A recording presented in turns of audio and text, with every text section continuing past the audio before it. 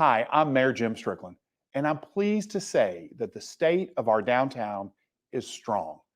While our progress may have slowed down slightly during the pandemic, I'm here to tell you we're full speed ahead. We have finished the $200 million renovation of our Renaissance Convention Center, opened the Hyatt Centric, and the Caption and Hyatt Grand will soon follow. At long last, we are well underway in finding a new owner who will bring new life to the long vacant, iconic 100 North Main building.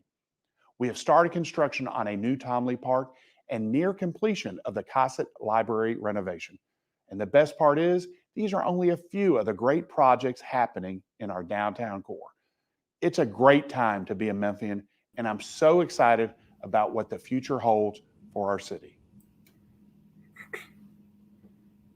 I said you can go ahead and unmute.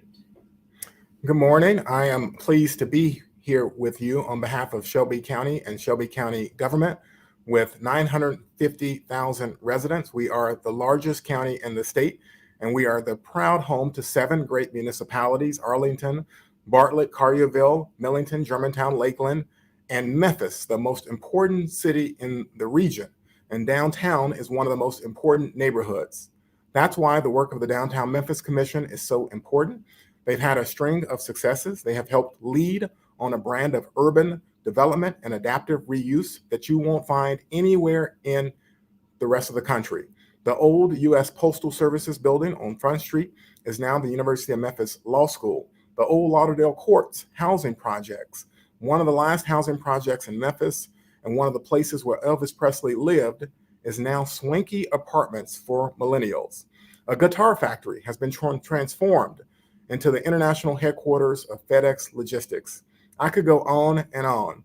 Right now, we see cranes in the air in downtown Memphis. St. Jude Children's Research Hospital will invest millions in expanding their campus and their critical work of conducting life-saving research and bringing hope to families around the world.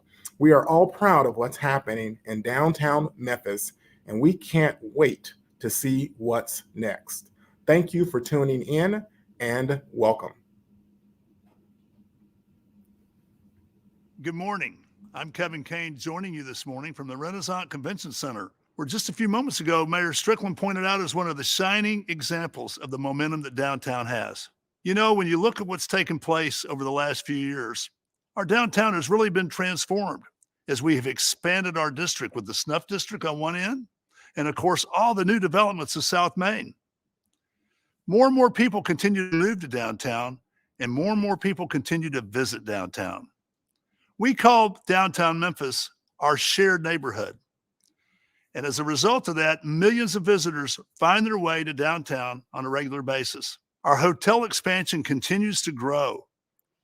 In the next 5 years, our hotel room count will almost double from where it was in 2018. And the $200 million that's been invested here at the Renaissance Convention Center has sparked new development all around this area. Our future is very bright. Coming out of COVID, we are 8% higher than the national average in hotel occupancy, which points to signs of great success and a great future for us in downtown. Bottom line, tourism and hospitality will continue its role in making downtown a great place. Join me as we listen to our panel as we discuss the future and the momentum and how we're going to get there in the years to come. Thank you. Hello and welcome to Downtown Memphis. I'm Paul Young. I serve as the president and CEO of the Downtown Memphis Commission. For those of you who might not be familiar with the Downtown Memphis Commission, or DMC, we are a quasi-public agency formed by the city of Memphis and Shelby County government to develop our core city for the benefit of the entire region. We are funded by an assessment on commercial property in the Central Business Improvement District, which means that we don't use taxpayer dollars to do our work. And we reinvest that commercial property assessment into funding incentives and programs to foster development and investment and to make downtown active, walkable, clean, safe, inclusive, and interesting. Our primary goals are to increase the number of people living, working, and engaging in downtown and to increase downtown commercial property values. We like to say that we are developing a downtown for everyone, downtown residents and workforce, Memphians, and visitors. And as we strive to create a downtown for everyone, our diversity, equity, and inclusion efforts have always been central to the work. From development incentives to our free event schedule, creating a place of equity and agency is a core value. But this year, we look beyond the $219 million that has been spent with minority firms over the past decade due to our MWBE efforts.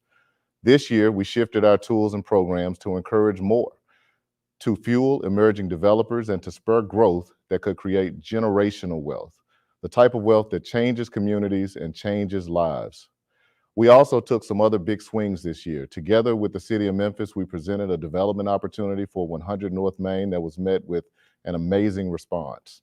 In partnership with MATA, we launched a low-cost shared transit system, Groove on Demand, that is helping change the way we think about parking and driving in downtown. We provided funding for Memphis River Parks Partnership's Cut Bank Bluff project, which will provide an accessible path to what will be a catalytic transformation of Tom Lee Park. And we approved the budget and plans for the Mobility Center.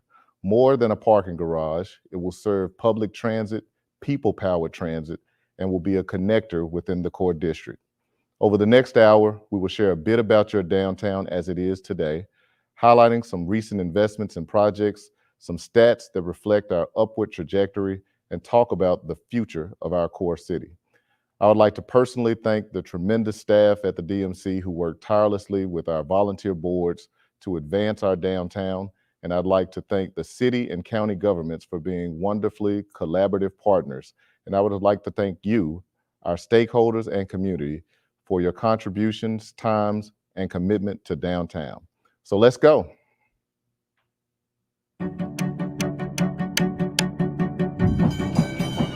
Our geographic boundaries define the DMC's direct area of influence, but they certainly don't limit the tremendous impact we have on our larger community. Our soulful coolness helps lift the entire region, and our welcoming vibrancy helps to recruit talent and industry. Our downtown is the beating heartbeat of our region, and our job is to keep the heart pumping, both day and night. Downtown Memphis is not a simple collection of office buildings, residences, events, and waterfront. It's the intangible. It is the distinctly unique intersection and interaction of our community that creates the dynamic that we know as downtown. It is what the world recognizes as Memphis. We like to say that downtown is our region's shared living room. It is engaging, dense, and highly activated with the highest walkability score in the region. Free fitness classes, weekly food truck festivals, hundreds of local bars and restaurants, authentic live music every night, plus art, culture, amazing riverfront vistas, including miles of bike and run paths. Downtown's office campus is the most compelling in our region. The amenities are beyond compare, and the impact of our workforce can be felt across our city, region, nation, and the world. But downtown is more than just an office campus or entertainment district. Our ever-growing residential population helps to fuel downtown's vibrancy. And downtown hospitality is not simply seen in our hotels. That special Memphis brand of Southern hospitality extends throughout the entire district. And with 30 plus regularly occurring festivals and parades, live music every night, 6 breweries and distilleries, nearly 500 acres of park and public space, and the mighty Mississippi River as a backdrop, we hope you'll stay for more. It is also the perfect location for growth and commercial development. From the One Beal mega project to small retail developments like Raw Girls, or the landing residences to the community-defining multifamily project at Malone Park Commons. The downtown development momentum isn't slowing. So, whether you're one of our millions of annual tourists, part of our office community, a resident, or simply coming into downtown Memphis to enjoy one of our 180 plus restaurants or clubs, downtown will welcome you. Welcome to downtown Memphis. We invite you to join us.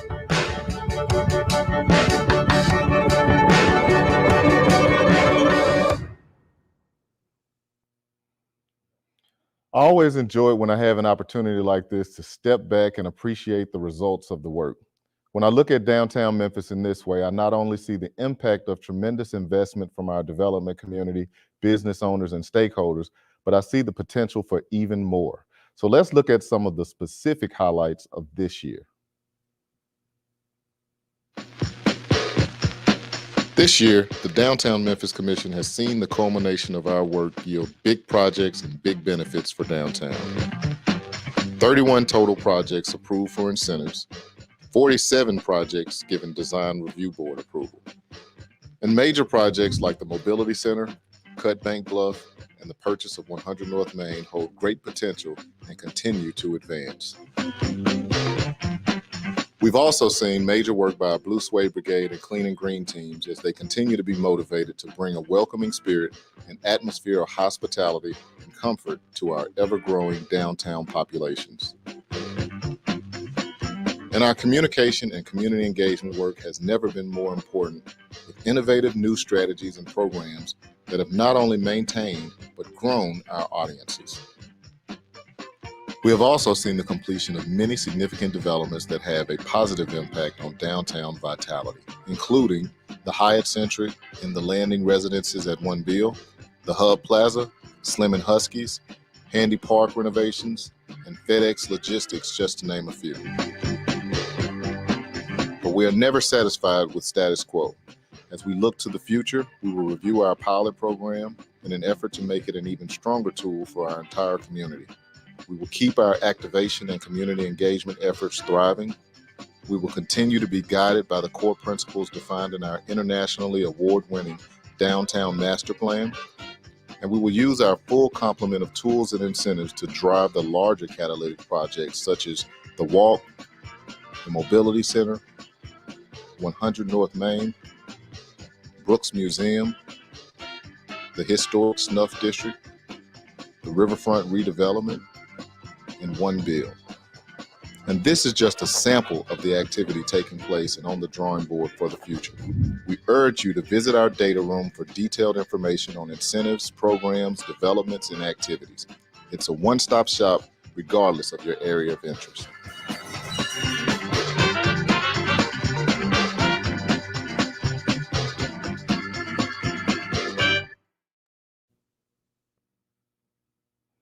As you can see, we've been very busy over the past year, but so much of our work isn't shown in the development incentive list. So much of our work since early 2020 has been direct support to the businesses that create the Memphis brand, our restaurants, attractions, and retailers who stayed the course, who remained open despite challenges none could have predicted. They are the real heroes of our current downtown story and the reason we can say that the future looks very exciting as we move into another growth period for downtown. And one of the strongest indicators of growth was the incredible interest we received for our call for proposals for the revitalization of 100 North Main, Memphis's tallest building. We received 11 proposals in total, and today we will announce and share some news about the progression of our review and selection process. So we had 11 proposals. Of those proposals, 7 of them were out of market, 4 of them were from the market, 4 of them were MWBE-led teams, and today we are announcing 6 finalists. 100 North Main Development Partners, primary Kevin Woods, Alexander Company, primary Joseph Alexander, Block Real Estate Services and Sunflower Development Group, primary Aaron Mesmer, Carlisle Development Company, LLC, primary Chance Carlisle, Flaherty and Collins, primary David Flaherty, Russell Glenn and Matthews Southwest, primary Terrence G. Maiden. So the next step for us is to dig even deeper. We will interview these 6 finalists in early December and make a recommendation to our Downtown Mobility Authority Board in January 2022. That is certainly big news, and to help us discuss what this level of interest means to downtown and our greater region, we've gathered an amazing group of panelists. So we had a last-minute change, and Beverly Robertson couldn't be with us today. Thankfully, our partner from Memphis Tourism was able to join us in this dialogue. So it is my honor and pleasure to welcome Kevin Kane with Memphis Tourism, Rick Shadyac of ALSAC St. Jude, Mark Resnick of Brooks Museum, and we will have a conversation, and they will share their perspectives related to downtown Memphis. So thank you all for joining us. Kevin, I want to start with you. If you'd like to introduce yourself and tell us a bit about the role downtown plays in your tourism efforts. Well, thank you, Paul. Let me start off by saying congratulations to you and your team for accomplishing so much during a COVID year that kind of paralyzed a lot of cities and a lot of communities around the world. And it's just amazing what we've accomplished, what your team has accomplished over the past 18 months that we've been kind of dealing with a serious situation.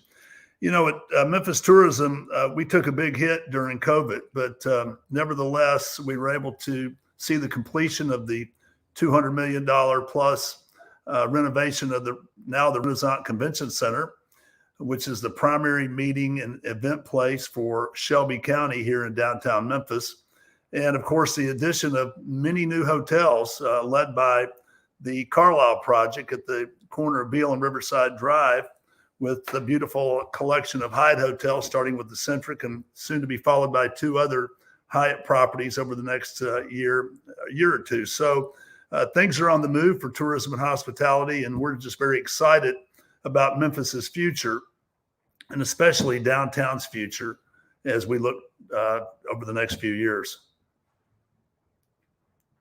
So much, Kevin, and thanks for everything that you and Memphis Tourism are doing for our region. We are so honored to have had an opportunity to partner with you all on the Get Loud concert series this past summer on Beale Street, and the Memphis Music on Main concert last Friday. So thank you all for what you do. Next, I'd like to introduce Rick Shadyac, perhaps a man that needs no introduction as he represents Memphis around the world as the president and CEO of ALSAC St. Jude. Rick, thanks for making time for us all today. And will you share your thoughts about your commitment to downtown and the role that it plays in your operations? Thank you, Paul. And it's good to see everyone on this panel. Good to see you, Kevin, as well, and Mark. And I'm super excited to be on this panel. You know, look, I'm a downtown resident, Paul, so I love Memphis, and this is my home now. I came from Washington, D.C. about 12 years ago. But, you know, this is where Danny Thomas chose to put St. Jude Children's Research Hospital, Paul. And just this past week, we celebrated the 64th anniversary of the founding of ALSAC, the organization that I had the privilege of leading. And ALSAC and Danny Thomas and the very early founders of these institutions were intentional in putting St. Jude right here downtown. And I'm so happy that they did that. And we're continuing to invest, Paul. You know, we recently announced an $11.5 billion strategic plan. This is the largest investment in our mission. We could have invested elsewhere, but we chose to invest here in Memphis and downtown. We've got several projects that we got one project that we just completed, our Advanced Research Center, which is a $412 million project. We are actively planning a brand new patient housing facility that's actually 2 or 3 stories up in the Pinch District. We've also got an outpatient care center and a doctor's office that our board is in the process of approving that will be up toward 3rd Street there, but within the gates of St. Jude. So we have a tremendous commitment to downtown. You know, Paul, I'm so excited about all the activity that's taking place downtown. All the projects that Kevin mentioned, you know, we're intentional about asking our supporters, all of our donors, our corporate partners, to come and stay in downtown Memphis when they visit St. Jude Children's Research Hospital. And we're intentional about telling them, you know what you need to go do? You need to go to the National Civil Rights Museum. We make reservations for them at these incredible restaurants that are downtown. They stay in these hotels downtown. We want them to go to the Slave Haven and the Brooks Museum and other places, and we plan their activities around those kinds of things. And we've been really active in blight elimination in the city. You know, we put a lot of time into making sure that our employees participate in community services. We are very active in doing events downtown. And I'll do a little pitch for our St. Jude Memphis Marathon weekend, which is coming up the first week in December. And, God willing, we'll have over 17,000 people that are going to come here. We're going to do it in person. It'll be both a hybrid and in-person event. And hopefully we'll overtake all of the hotels downtown and all of the restaurants downtown. We just completed our first Ironman. We will get back next year to some in-person activities with our walk runs. And we bring all of our radio partners and all of our college students that support us here. So we are super invested in downtown because it's a vibrant place. People want to come to Memphis because there's a ton happening here. Great, thank you so much. There is never a time that I hear you talk and I realize that how impactful St. Jude is for Memphis, for the children and families that you serve in your quest to end childhood cancer, and for the world of research and researchers who benefit from the work that you do and share. And so we just want to say thank you for that. And now the panelist that is newest to our downtown community, Mark Resnick. Mark is the executive director of Brooks Museum. Mark, you certainly had the spotlight shining bright with you last week with your reveal of the new downtown Brooks Museum. Will you shed a little light on what you think downtown means for the Brooks and what it means for downtown? Thanks, Paul, and I'm really delighted to be with you and our fellow panelists here, and very delighted to be in Memphis. To me, the Brooks and downtown combination is really a marriage that's meant to be. And it's been years in the making and is going to reflect that and make Memphians proud. I think that on the one hand, the location downtown will mean that we can really optimize access to the museum. But it's a reciprocal thing, because I think also that the museum is going to magnetize that many more visitors, tourists, people who participate in our businesses and so on downtown. So as I say, it's just to me a remarkable marriage.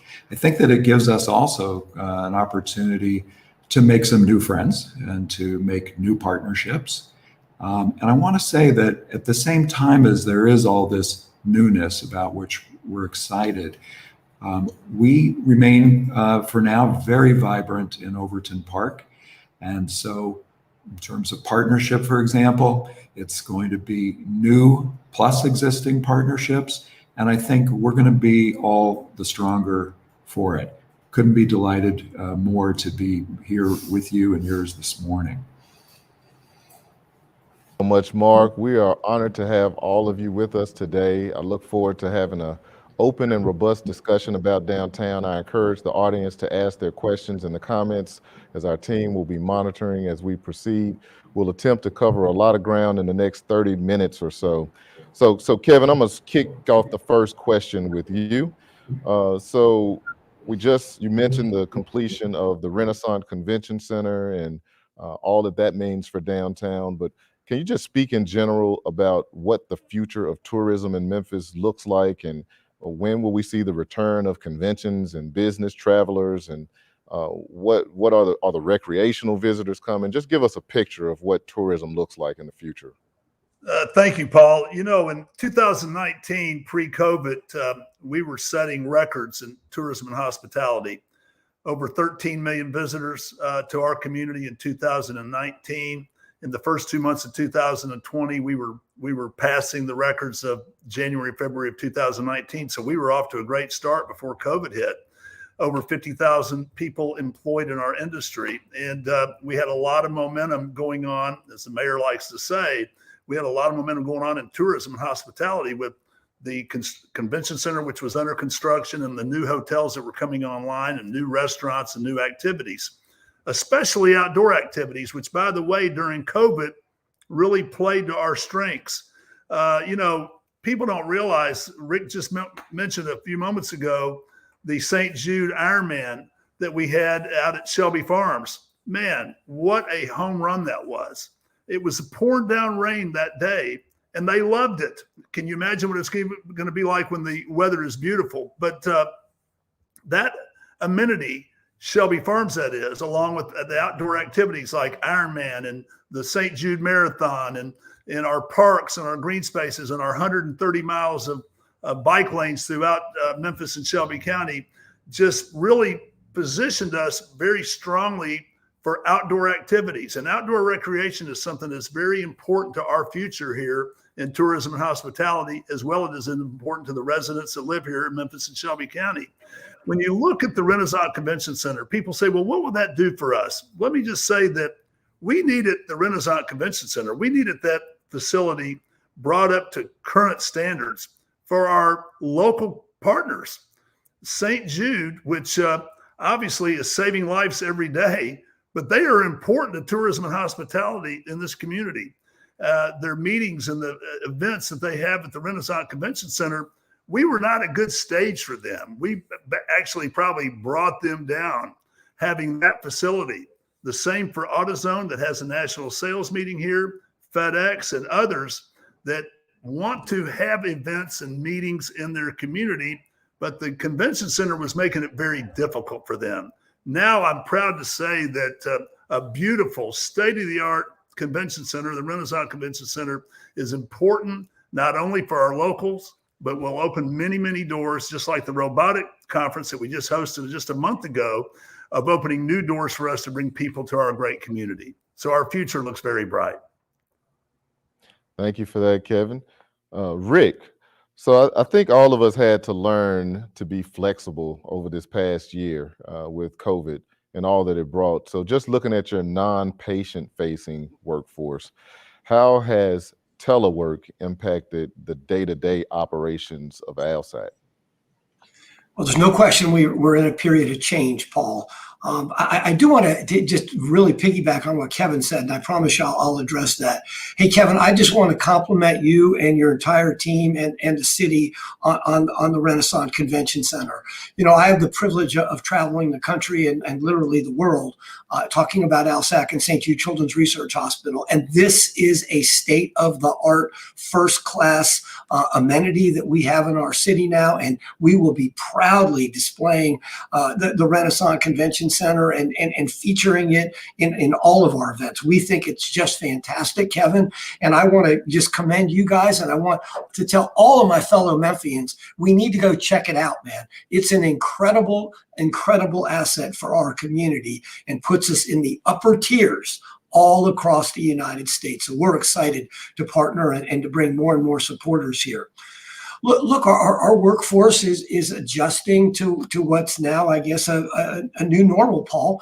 You know, we've always had so-called telework because we have offices all around the country, and so we've always had satellite offices, and you know, to a degree, some of them would come into the office, but less so than that you would here when you were in Memphis.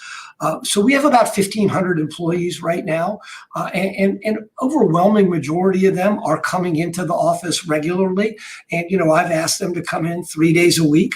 I wish more of them would come in all honesty, because I think that there's a ton of benefits to coming into work. But the reality is that employees they've got some leverage right now, and people want flexibility. And I want to provide, as an employer, flexibility for my employees.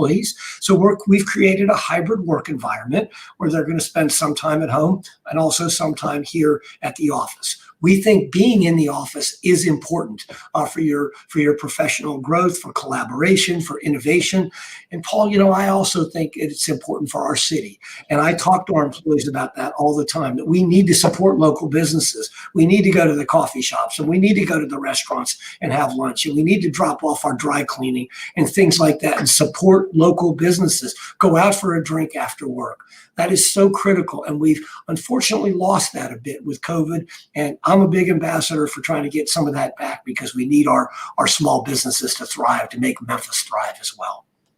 Yeah, thank you for saying that, Rick. That is certainly something that we're focused on every day. We understand that many of our small businesses had a tough go at it during the pandemic, and particularly downtown when many of the office clientele were not in the offices. That was a loss of population for them, a loss of clients, a loss of customers. So we're really excited to see more and more people starting to come back to the office, because we believe that that's going to be the key to bringing that vibrancy downtown during the daytime hours. So Mark, I think I can speak for everyone in expressing our appreciation for the vision for Brooks Museum to move downtown. I think it's amazing to think about how transformational it's going to be alongside the Tom Lee Park renovation and all that involves.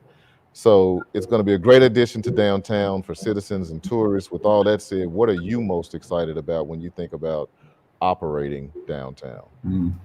You know what? First and foremost, I'm most excited about the fact that we are going to make Memphis and Memphians proud. No doubt about it. And that gets me bounding out of bed every day, I have to say. This is a chance for Memphians and other visitors to truly experience their collection. The collection is pretty magnificent, actually. It's the largest world art collection in the region. And some folks don't know it, but we're also the oldest. We're both stately and progressive. When I say the oldest, we're some 105 plus years old and have been a mainstay for Memphians and Memphis culture ever since, and we plan to be more so. But imagine in downtown now, you'll have two world-class art museums. I'm referring, of course, not art museums, but two world-class museums. I'm, of course, referring to the National Civil Rights Museum as well, and just a host of other cultural and civic organizations.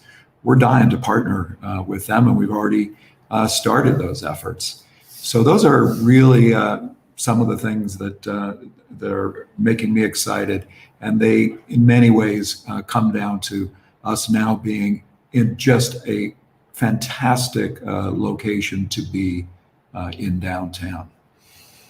So Mark, let me stay with you for a minute on that point. What type of reaction are you getting from the art world to this move? Uniformly fantastic. You know, Paul, maybe I can even start answering that by referring a little bit to a personal anecdote.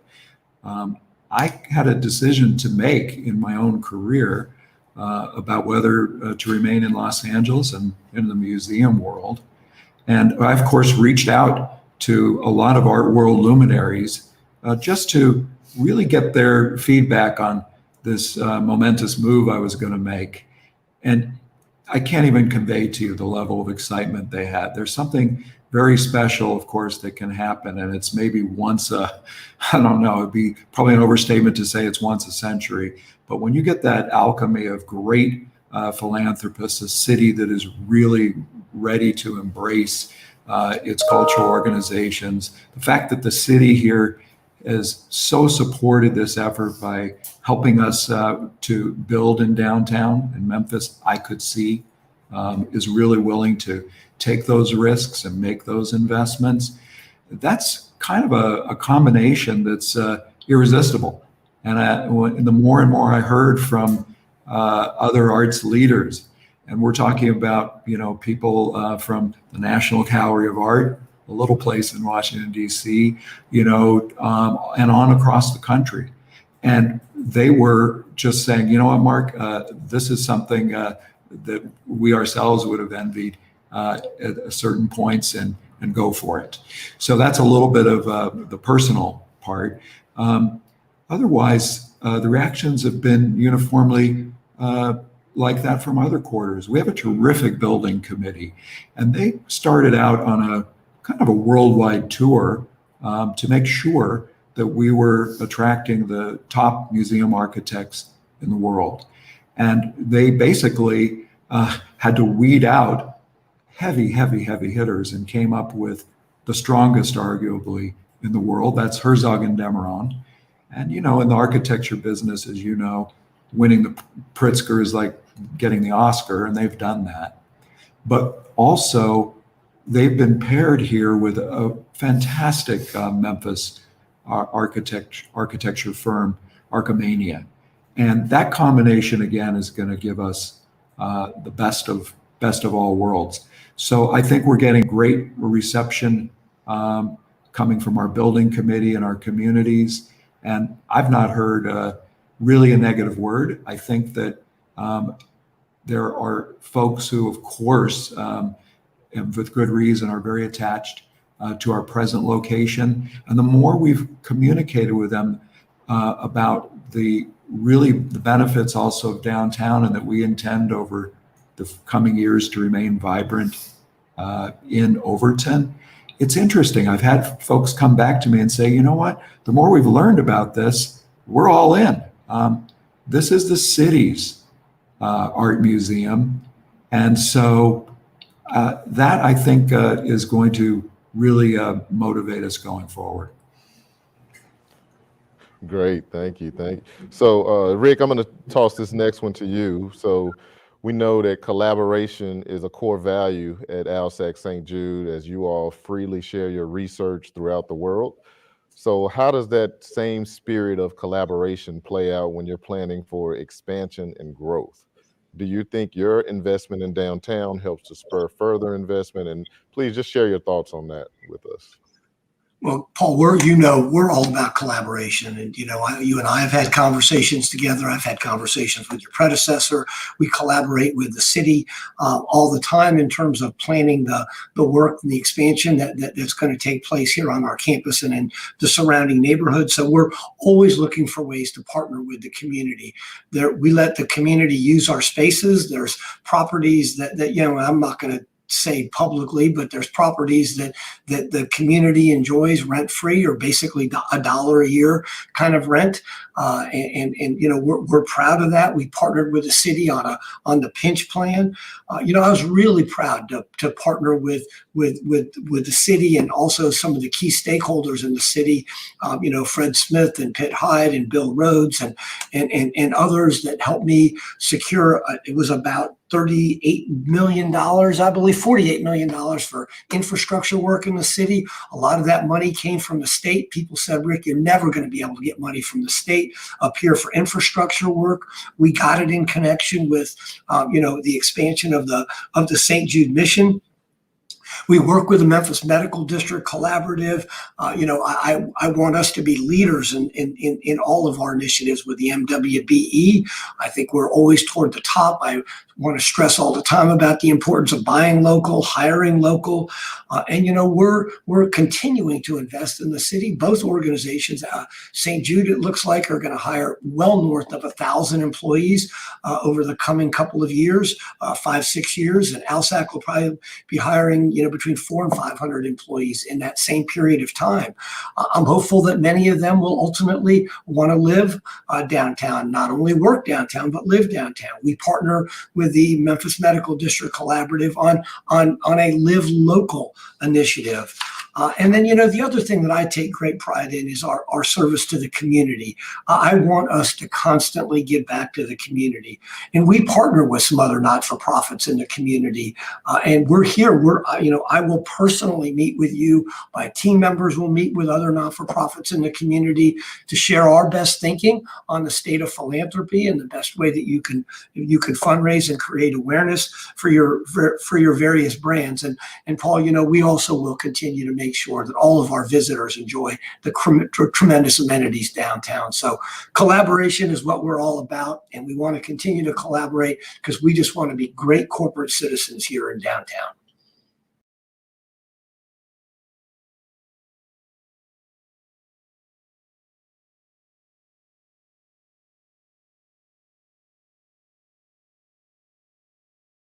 So Kevin, I'm gonna toss this next question to you. At DMC, we often talk about building a downtown for everyone. One of the phrases that we often use is that downtown is the region's living room. It's a space that everybody feels ownership. It's a unique neighborhood because it's one where everybody feels like it's their neighborhood. And we love that about downtown Memphis.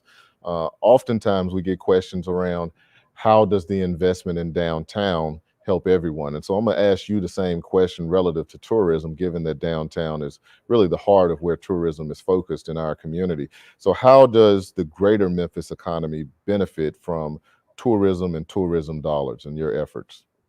Well, just let me say that, great cities aren't considered great unless they have great downtowns. If you look at Chicago, you just go right around the country. Great cities have great downtowns. Almost every community has great suburbs, has a great place to live. They have great areas near. But if you don't have a great downtown, it's going to be very difficult to attract the masses to your community. So I think downtown, and tourism in particular, was one of the pieces of downtown, helps to really broaden the whole Shelby County area of being a great community. And of course, downtown, as you like to say, you can work, you can live, you can play. And I think years ago, when the strategy was, when the FedEx Forum was built and the pyramid was built before that, and the investment was made, even going back a couple of decades before that with the Orpheum Theater, they wanted to make downtown a place that people could come be the center for entertainment. And I think that whole entertainment factor has also made downtown a better place where people want to live. And so many people have moved to downtown in recent years as we've seen our residential population grow in the downtown area. So, tourism is certainly one piece of it that helps fuel downtown. And what happens in downtown benefits the entire community.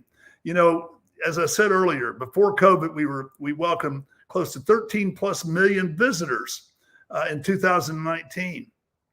Well over half of those visitors came to downtown Memphis. There was something that brought them to downtown, if it was nothing more to look at our river. And speaking of our river, I think some real positive things are in store for our riverfront in the years to come with the improvements that are taking place at Tom Lee Park. And if you look at river cruising, a huge business that is growing, really exploding on the landscape. And Viking Cruises, the famous Viking, is going to join American Steamship and others that will be docking in Memphis in the years to come. In fact, the prediction is in the next 3 or 4 years, there will be some river cruising boat that will be docked in Memphis every day of the year as we continue to see that industry continue to grow, with Memphis being a very strong part of that. Yeah, thank you for making that point. Rick, I'm going to come to you with this next question. Having been founded downtown and knowing that there are anywhere in the world would love to have St. Jude, ALSAC as a corporate citizen and entity that operates in their communities. And we're so proud to have you all in downtown Memphis. So after all these years, what is it about downtown that still resonates with ALSAC St. Jude and really pressed you guys to double down and make such a deep commitment and investment as you have been doing over the past few years in our community? Paul, I think it's the fact that there's history all around us. I think about that all the time when I ride my bike downtown, or you think about the impact that this city has had literally on the civil rights movement, tragically, obviously, in some respects. But there's history all around in this city.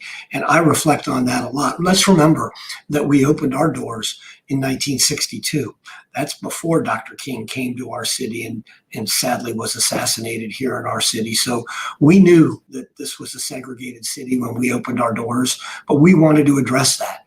We wanted to make sure that we provided a hospital that was going to be open to all kids, regardless of their race, their creed, their religion, or their economic circumstance. So we were intentional about that. We didn't have housing facilities, and we worked with the hotels to make sure that they ultimately became integrated in some of the places where our families would ultimately eat. So I think it's the rich history. I ride my bike around and I go by the National Civil Rights Museum a lot because I just think it's a sacred space. I go over to the Claiborne Temple and I see where the I Am a Man Plaza is, and I reflect on all the brave people, the sanitation workers that literally put their lives on the line to resist all the injustice that took place. So to me, there's just so much here that's so compelling. And then, look, my friend, this is a wonderful community, okay? We have our challenges just like every other city has their challenges. But the riverfront is absolutely gorgeous. The music is fantastic. And Paul, it's so affordable. I raised my kids here in Washington, D.C., and you come here and you can buy an incredible house. So a house or a condominium or an apartment, and it's so much more livable than many of the other cities around. And I want everybody to know that about this city. And I also tell people that when we're recruiting them, you can be a big fish in this city, okay? You'll get lost in Chicago. You'll get lost in Washington, D.C. or New York, but you can come to Memphis and you can make a difference, okay? And you can be a big fish in that pond. And I think that's a really compelling argument for a lot of young people that we need to create the kind of vibrancy. And there's a coolness factor to Memphis. I just have to say, I think it's really cool. The community, people are so authentic. They're welcoming. So we love being in downtown. We wouldn't want to be anywhere else. This is our home. It's the final resting place of our founder. Paul, reflect on the fact that Danny Thomas wanted to be buried in downtown Memphis, not in Hollywood, not in Beverly Hills, okay? He and his wife chose to be buried in downtown Memphis. That's how important this city was to Danny Thomas, our founder. That's an amazing testament to the city and to downtown. And you said it best, Memphis has the cool factor, and downtown embodies all of that. Mark, I'm going to ask you one last question, then I'm going to try and get in some of the questions that are coming from the audience. What kind of impact do you think that a world-class museum that you guys are planning, what impact is that going to have on downtown? Yeah, Paul, I think in a way that's a question about architecture and more. As far as the architecture goes, won't it be remarkable for Memphians to see overlooking the river, which to us has great symbolic and historical importance in why we are choosing to relocate. So there's the architecture itself. It is going to be stunning and I think game-changing from an architecture point of view, and yet will feel right for Memphis. But our impact is going to go way, way beyond being a building. Because we view ourselves as a beacon for learning, a home for really terrific art, a center for culture, really a place where Memphians can come together all at once and in a really inviting space. And I want to emphasize in that regard that there is going to be a lot of free access to the museum. You'll be seeing a lot of the renderings, and they've already started to come out. And the fact is that, and I think it's fantastic that the riverfront is going to be a front door, and we consider ourselves to be kind of the front porch to their front door. And so to really facilitate that, when you walk into our building, which will be a kind of center for many things beyond art, you will be able to dine there, coming right off the street. We had a decision to make about whether, to go up on the roof, so to speak, of the museum, which of course had appeal given the views, although there will be great views elsewhere. And we made the decision, no, we really wanted to invite the public in straight off the street for free into the ability to dine. They could come to the museum shop. And they can convene in the lobby, which will be a beautiful place to sit and perch with your computer if you're a student and so forth. They can go into the courtyard. There is a bevy of free spaces. And so I think the impact is really architectural and far beyond. I can't wait. I can't wait. I'm really excited about that project. So we're going to toss some questions from the audience. And the first question is, when will Trolleys be up and running on Madison and Riverside? And so in preparation for that question, I did make a call to the MATA president, Gary Rosenfeld at MATA. And he informed me that within the next 90 days, they're going to begin testing on a modern streetcar that they have purchased for the Madison line. And that testing is going to determine the future of that line. So they'll take that modern streetcar and they'll go very, very slow and just test how it works on that line. And We're really optimistic about that, and I believe that'll be a great asset to have that modern streetcar on the Madison line. On the Riverside line, they have procured 3 trolleys for the riverfront line, and they're looking for a company that can do the rehab on those 3 trolleys. So more to come from MATA on that. The next question is how important historic preservation is to the Memphis downtown area, and I'm going to ask our participants to chime in on this, and I'll just kick us off and just say that it's critical. I believe that historic preservation is the thing that differentiates us from any city USA. We often get comparisons to our sister city, Nashville, and no hate to Nashville, but we don't want to be Nashville. We want to be Memphis. We want to be the greatest Memphis we can be, and we believe preserving that historic architecture helps us do that, and we've seen great wins with projects like Crosstown or the Tennessee Brewery, Chiska, and many others. So anybody else want to chime in on that? I'll take a stab at that because in a way, the Brooks offer might seem like a bit of a paradox because here we are moving to downtown into a new purpose-built museum. And we have yet a historical site where we're at now. First of all, I'm delighted to say that site that we're in now will absolutely be preserved, and Memphians should be proud of it. But in the new venue that we're in, given that it will be itself stellar architecture, there's something about the aspiration of all that. When you look at architecture in that way, because today's architecture is always going to become yesterday's at some point. So the real issue is whether we really appreciate these landmarks and so on. And I think museums can convene around that subject and be a focal point and themselves be exemplary about architecture and its importance to a community and in an enduring way, even if they move within a city. So I'm very much looking forward to us at the Brooks helping to play that role. I want to add to that, Paul. I want to point 3 landmarks in downtown: Peabody Hotel, the Orpheum Theater, and the Lorraine Motel. Do you know that in the 70s, all 3 of those properties were discussed to be torn down? All 3 of them. And in every instant, a group of Memphians, the Bells family, stepped up to save the Peabody.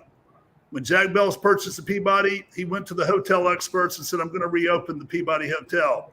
They said, you ought to tear it down and put a parking garage there. Nobody wants a hotel like that. That's what they told Jack.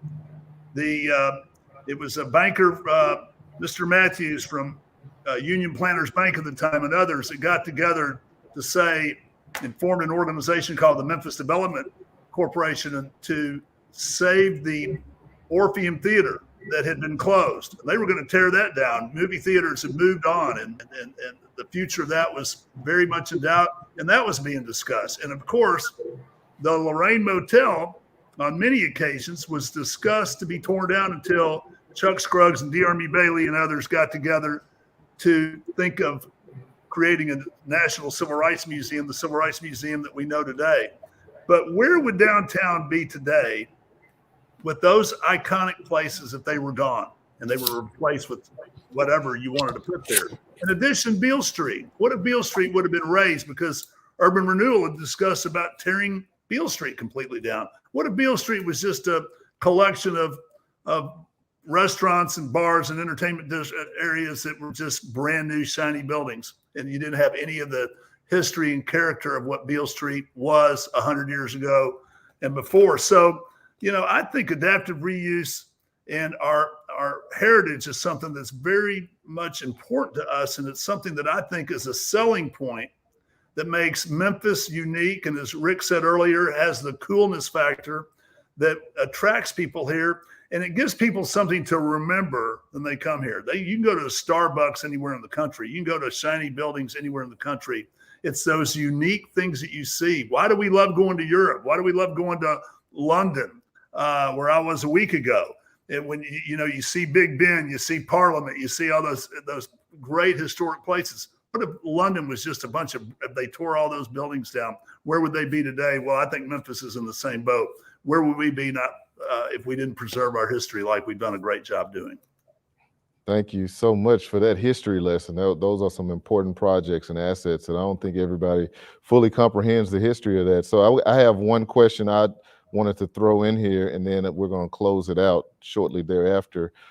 I had this question actually for Beverly Robertson, but I'm going to pitch it to you guys anyway. So Ford electric vehicle manufacturing site, $5.6 billion investment, 50 miles away from downtown Memphis, Blue Oval City. We're all super excited about it. I just wanted to ask you guys, what kind of opportunity do you think this presents for us? And I'll tell you what I think first as a lead-in to the question. I view this as being a significant opportunity for us to become a test bed for innovation.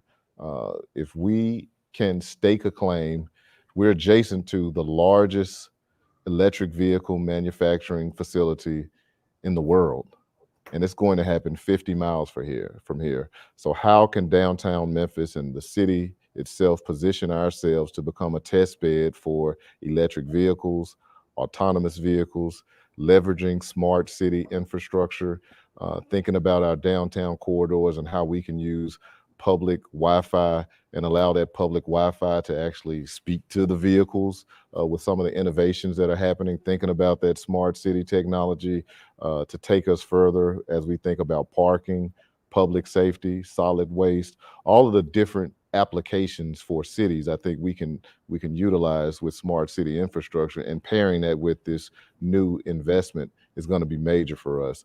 And I just wanted to hear from you guys, what type of opportunities do you think of when it comes to innovation around this new announcement? I'll jump in here. So look, Paul, I love what you said, okay, that this could be a test bed for innovation. But I actually think that it's proof that Memphis has always been about innovation. So let's just remember here, rock and roll was born here, okay? So that's an innovation. Who thought that overnight delivery was going to be a thing, right? And look where FedEx is today. You know, we were told that it's impossible to tackle childhood cancer, which had a survival rate of 4%. Look where it is today. Survival rate for the most common form of childhood cancer is 94%. And you can just go on and on that way. So I think that this is a tremendous opportunity to put a spotlight on Memphis, to talk about our rich history of innovation, of kind of going in directions that other folks don't see, which is what innovation is all about, right? Bringing the future into the present here. And you know, I like to think about it too as an opportunity for us to recruit more young people into the city and in the surrounding areas. I just think, you know, people love the idea of this kind of technology. I think climate change is going to be just an incredibly important issue. It is today, but it will be even more so as we march into the future. And to have all this kind of, you know, electric vehicle technology right here in our city, I think it carries on that rich tradition of innovation that is what Memphis is. So that's just my humble opinion on that.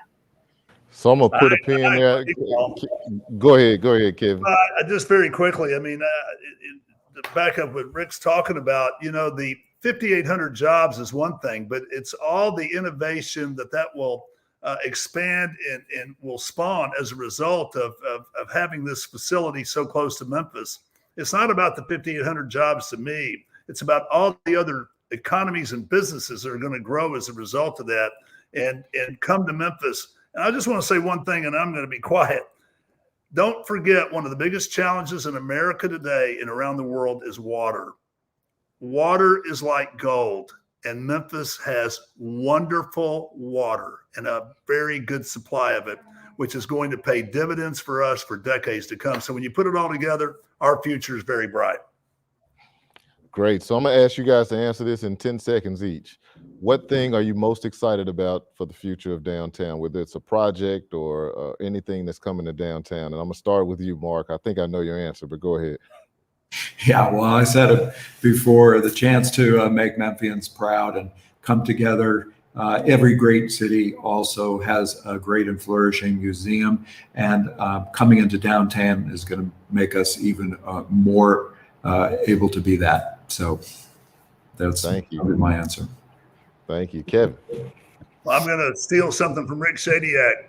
It's the future for millennials and younger to look at Memphis as a place of choice, and I think we are positioned to do that in the future. Thank you. And Rick. Rick, you're muted. My bad. You think I'd learned that after 2 years of a pandemic, huh? I'm excited about 100 North Main. I'm excited about what's going on in the Snuff District, and we got lots more coming in the Pinch District. So lots of things to be excited about. Indeed, indeed. Well, I want to thank you all for joining us today. That concludes our program for today, and we invite you to come and hang out with us downtown. All of the questions we didn't get to, we will attempt to answer them in written form. So thank you all. We will consider ourselves convened.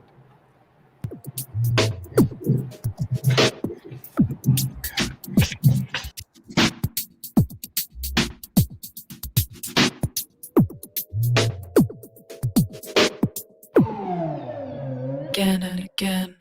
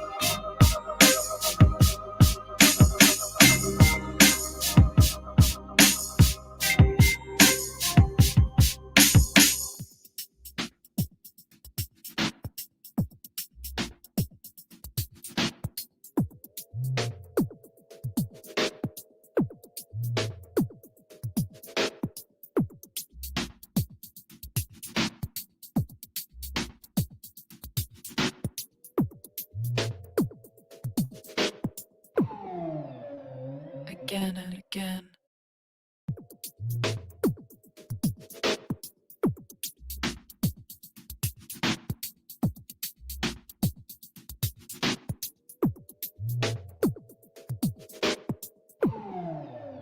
Again and again.